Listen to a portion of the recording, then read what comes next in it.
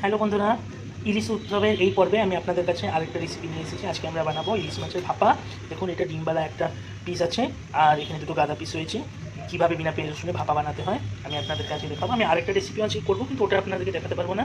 এটা হচ্ছে ইলিশ মাছের মাথা আর লেজা, এগুলো দিয়ে আমি কচুলতি দিয়ে বানাবো। কচুলতিটা মা বানিয়ে দিচ্ছে, আমি শুধু এগুলোকে ভেজে ওর মধ্যে মিশিয়ে দেবো। এটাকে আর আপনাদেরকে দেখাতে পারবো না। আমি ইলিশ মাছের ভাপাটা আপনাদের জন্য আজকে নিয়ে এসেছি। প্রথমে এর মধ্যে দিয়ে দিচ্ছি আমি হলুদ গুঁড়ো, পরিমাণ মতন একটু নুন, সামান্য একটু সর্ষের তেল, আর সর্ষের বাটার বদলে আমি দিচ্ছি এখানে মাস্টার সস কাসুন্দি, এটা উইদাউট অনিয়ন গার্লিক।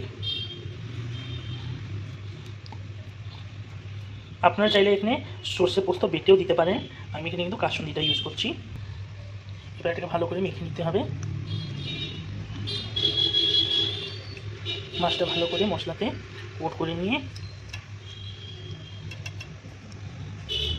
যেহেতু কাসুন্দি আমি ব্যবহার করেছি তাই আমি এখানে নুন অল্প ব্যবহার করেছি।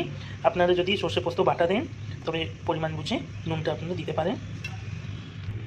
এখানে কিছু কাঁচা লঙ্কা চিড়ে রেখেছি, এটা এর মধ্যে দিয়ে দেবো। ওপর থেকে আর একটু কাঁচা সর্ষের তেল দিয়ে দেবো অল্প। এবার এই টিফিন কৌটোটা ভালো করে বন্ধ করে আগের থেকে গরম করে রাখা এই গরম জলের মধ্যে টিফিনটা আমরা বসিয়ে দেবো। এইভাবে টিফিন কৌটোটা আমরা ঢাকিয়ে রেখে 15 থেকে 20 মিনিট আমরা এইভাবে রান্না করব, তারপরে খুলে দেখবো। 15 মিনিট বাদে আমি এটাকে খুলে দেখছি, বন্ধ করে দিয়েছিলাম এটা। ভাপা মাছ পুরো তৈরি, মশলাও কুক হয়ে গেছে, তেল বেরিয়েছে। এটা মাছের পিস নাইসলি কুকড, ডিমও কুকড।